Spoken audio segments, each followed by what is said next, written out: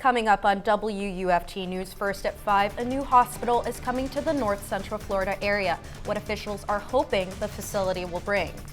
And a third arrest has been made in the death of a 12-year-old. What's next in the investigation of Mariah Smith's death? Ben? And we've got some rain coming in this weekend from the Gulf West. How this rain will affect your Daytona racing plans coming up. First at 5. From the University of Florida's College of Journalism and Communications, you're watching WUFT News. Neighbors in a North Central Florida community are getting a new healthcare facility. This is First at 5. I'm Loren Miranda. And I'm Bianca Smith. UF Health is expanding to the northern part of Marion County. WUFT's Plotka spoke with hospital leaders about the services they plan to provide. Neighbors in Marion County are experiencing another option for their health care. UF Shands is expanding to the Ocala area, bringing in a new neighborhood hospital. The neighborhood hospital just north of I-75 will provide emergency care among other health services. Chief Operating Officer Tracy DeAugust says the neighborhood hospital is more of a scaled-down version of Shands' main hospital. We are bringing emergency department care to the community. We will also have overnight beds in the facility. There'll be 10 overnight stay facility beds, inpatient beds. We'll also have operating rooms and a full imaging suite to support the community. And that's not all the hospital will offer. Patients will also see several examination rooms. We also are bringing our UF physicians to have practice space there where they can see patients in the clinic and then provide that follow-up care for them in the hospitals. As Ocala continues to grow in population and diversity, neighbors I spoke to are happy with this new healthcare option. I mean, there's a large retirement community here in Ocala, as well as like a younger population, so there's a mix of healthcare needs. For neighbors in the northern part of Marion County, the hospital provides easier access to healthcare without having to drive all the way to Gainesville or across the county. The new UF Health Hospital is scheduled to open early this summer. Reporting in Marion County, I'm Plotka, WUFT News. A house fire claimed the life of a 74-year-old woman last night. It happened in a home in northwest Gainesville. WUFT's Kennedy Chambers is live at the aftermath. And Kennedy, you spoke with neighbors who say they woke to flames and smoke. Today, the state fire marshal is working to determine the cause of last night's fire that killed a woman inside. Neighbors say it was just before midnight when they heard an explosion, went outside and saw the home in flames. You can see how extensive the fire was. The roof is badly burned, the windows are busted out, and the back of the home is gutted. One neighbor explained how intense the flames were. Well, I had gone to bed about 11:30. And not soon after that, there came a real bright light in my bedroom, and I didn't know what that was. While Gainesville Fire Rescue has not released an official cause, neighbors I spoke to say the victim was smoking a cigarette when her oxygen tanks exploded. Firefighters arrived at the home within 6 minutes, and the fire was extinguished in about 20 minutes. Next-door neighbor Fernando Marcano, who called 911, says the siding on his home was damaged. We're working to learn the identity of the victim. Once we have that information, we'll bring it to you. Live from Turkey Creek, Kennedy Chambers, WUFT News. It's Friday and there just hasn't been much sunshine at all today, and that looks like a bad omen for any outdoor plans you might have for the weekend. Yeah, UF forecaster Ben Gancarz-Davies joins us now. Ben, where is that rain now, and when will it start raining here? That's right, it has been quite cloudy today, and we have this rain system that's going to be moving into our region tomorrow and lasting throughout the weekend.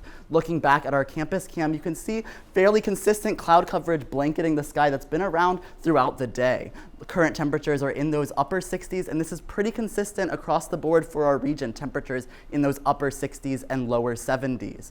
Those temperatures might be taking a little bit of a dip as the weekend rain comes in Saturday morning and continues itself throughout the evening. This rain will carry over into Sunday, hitting its peak around 2 p.m. Sunday. The Lake City Police Department made their third arrest in the murder of 12-year-old Mariah Smith. 17-year-old Matthew Rice was taken into custody and charged with murder. Authorities were called to reports of a person being shot on August 24th. Law enforcement located 12-year-old Smith at the scene suffering from a gunshot wound. She later died in a press release. In a press release, Lake City PD said that after this third arrest, all the people involved in the murder had been identified and charged. Those allegedly involved now include a 17-year-old, 16-year-old, and a 14-year-old. A man in Ocala is facing charges of exploitation and grand theft. Police say Jose Ortiz Garcia stole over $16,000 from a woman in her 90s. Garcia allegedly moved in with the woman to take care of her, even getting her to sign power of attorney. Investigators say he canceled her monthly rent payments and started using her funds for his personal expenses. The tenant manager was caught off guard by the missed payments and reported it to police. Garcia has been charged with exploitation of the elderly, grand theft, and criminal use of personal identification. Ocala police ask if you have had interactions with Garcia as a financial manager or power of attorney to call 352-369-7000. The funeral procession for fallen MCSO firefighter Chuck Westfall has been canceled due to bad weather. Westfall passed away on February 4th after a long battle with COVID-19. Saturday's funeral service will still be held at the church at the Springs. The service will be open to the public beginning at 10 a.m. Bradford County Sheriff Gordon Smith is advising residents to be aware of bears after an increase in sightings, especially near the Hampton area. The Florida Fish and Wildlife Conservation Commission advises if a bear comes into your yard, stay in a safe area and scare the bear with loud noises. Once the bear exits, check your surroundings for anything that may have attracted it. If you have any questions or need assistance, call the Wildlife Alert Hotline, 888-404-3922. Coming up when First at 5 returns, a rise in construction in Gainesville has caused some serious traffic jams. But officials say that there is something you can do to help. We'll tell you what they recommend and just how effective it may be. All that and more when First at 5 returns. You're watching WUFT-TV News. The City of Gainesville is hosting an event to raise awareness about public safety issues. Attendees will get the chance to talk to public safety officials as well as community partners about how to improve roadway safety. In 2018, the City of Gainesville implemented a Vision Zero policy with the goal of eliminating traffic deaths and serious injuries in the city by 2040. The focus of the event is to raise awareness of safety issues, trends, and solutions. The public is invited to ask questions, speak with the Vision Zero group, and share concerns. Several groups, such as the Gainesville Public Works and UF Health, will be in attendance. The meeting will be held on Tuesday at 4:30 p.m. at the Regional Transit System Administration Building. The Columbia County Sheriff's Office now has a detective specially designated for livestock investigations. A detective, Chad Guerry, completed training and testing to become certified in livestock investigation. He received his livestock education and certification for agricultural law enforcement through UF-IFAS and can now serve the people and livestock of Columbia County. And we have a rain system taking over our region for Saturday and Sunday. I'll be timing out that weather system for you after the break. You're watching WUFT-TV News. We've got consistent cloud coverage over our campus cam with temperatures in those upper 60s. These clouds actually kept temperatures just a little more temperate than they might have already been. Our humidity levels currently are just about 60% here in Gainesville, a little higher in Stark, a little lower. Those humidities might be making it a bit sticky, just making you sweat a little bit more, and are a precursor for making this rain system come in on Saturday. Now, rain on Saturday is going to come in those early morning hours and stay consistent, even building up throughout the day. It might level out a bit over the evening, but it's going to come back Sunday afternoon.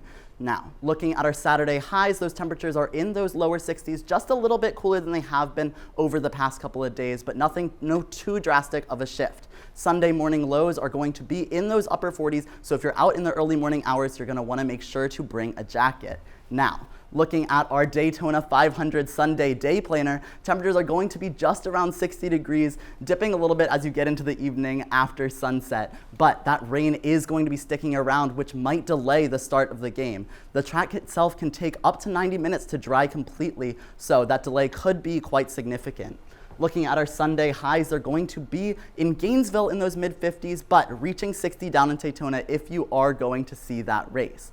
Looking at our current infrared satellite, you can see this cloud coverage in our region that was coming over throughout the day, but no current rain. This rain system is going to be making its way towards us, pushing towards our region on Saturday and lingering for quite a bit throughout the weekend. It's coming in those early Saturday morning hours when we're going to start getting some drizzles and light rains, and it's only going to increase as we get further into the afternoon, hitting its peak in those late night Saturday hours. But we're going to continue to have those drizzles and light rains throughout Sunday morning and continuing throughout the day, making its way slightly more south in our region as we continue through Sunday, making its way out Sunday evening. But just how much rain are we going to be getting? Well, here in Gainesville, we're going to have just about 1.5 inches, and it's going to increase the more south you get, up to 2 inches in Daytona and about 1/2 inch in Lake City north of our county. Looking at the 7-day outlook, you can see temperatures currently in those mid-60s, taking a dip Sunday and increasing throughout the week as we keep going on. Rain chances this weekend, but we should have a dry rest of the week with those climbing temperatures. Transportation leaders in Alachua County are working to bring awareness to a little-known danger in construction zones. WUFT's Teitel tells us more about zipper merging. The traffic was never this bad, and it's gotten which is why Alachua County Public Works is bringing awareness to a travel issue called zipper merging. In a newly released PSA, zipper merging is defined as a driving technique using the full merging lane until it's blocked off. Tatiana Lamado, a former Uber driver, says she's seen her share of close calls over the years. I think with the younger population, they're not as careful as they should be when it comes to driving. It's starting to get a little scary, just a little bit. In the PSA, Public Works leaders want drivers to merge into the next lane one after the other, just like closing a zipper. They say by watching high areas of traffic, particularly in construction zones, zipper merging can reduce congestion up to 40%. For locals like Donna Manjardo, merging is not a problem, relying on the pedals of her bike to get herself around. But that doesn't mean traffic congestion isn't any less evident to her. Every time you turn around, there's some kind of construction or something going on, and you just can't, it's hard to get through. Alachua County Public Works is hoping this initiative can change the culture of driving behavior. Coming up in sports, what Gators basketball head coach Todd Golden had to say before their big game against Georgia tomorrow. Plus, taking a live look at Condren Family Ballpark as the Gators prepare for opening day. We've got the preview of that and much more right after the break. You're watching WUFT-TV News. Happy Friday. Let's talk sports. I'm Jamie Goldman. Gator baseball is back. After making it all the way to the College World Series last year, the Gators' new season begins tonight against St. John's. WUFT's Ben McLeish is live at Condren Family Ballpark. Ben, what can you tell us about opening day? The Gators begin the 2024 baseball season with a matchup against St. John's tonight. The second-ranked Gators are coming in with high expectations after falling just short in last year's College World Series. Cade Fisher is on the mound tonight for the Gators on his third collegiate start. Last year, he earned All-SEC freshman honors as a relief pitcher. He'll be facing Xavier Kohlhauser, who finished the 2023 campaign with a 2.96 ERA in 9 starts. Tonight's matchup is the first of a 3-game series against St. John's this weekend. The Gators will be looking to win their 11th straight home opener.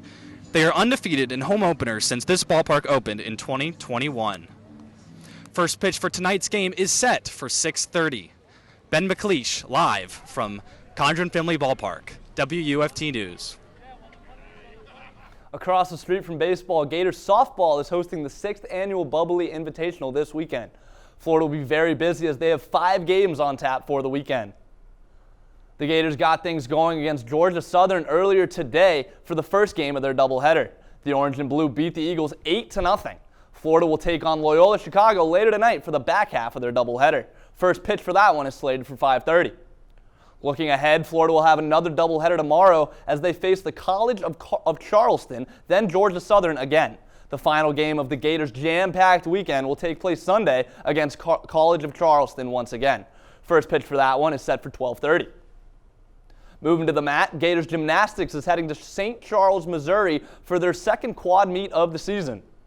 The number 6 Gators are looking to stay hot as they enter with a 6-1 record on the season. One gymnast to look out for tonight is Florida freshman Anna Pilgrim, who was honored with her second SEC Freshman of the Week award on Tuesday. Florida will be competing against the University of Illinois, Lindenwood University, and the 14th ranked Missouri Tigers. The meet is scheduled to begin at 7.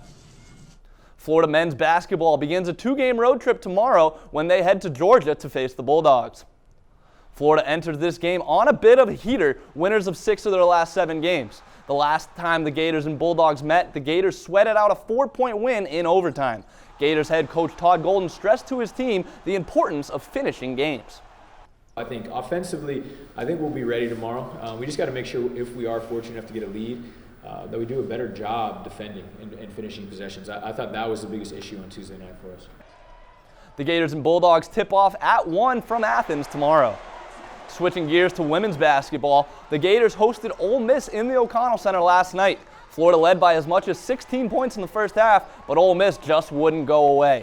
The Rebels came all the way back to force overtime, then carried that momentum right into the extra period to get the win. This loss moves Florida to 13-10 on the season. The Gators' next matchup will be Sunday when they hit the road to face Kentucky. Today marks the start of the annual Gators Golf Invitational. The Florida men's golf team is competing in its annual home event at the Mark Bostic Golf Course today. The rounds are finishing up right now, but the Gators are in the lead and Gators B team are right behind them in second. Gator Ian Gilligan is currently in front after 36 holes of play. It's playoff time in boys high school hoops. We'll start in Williston, where the Red Devils got a convincing win over Pahokee last night.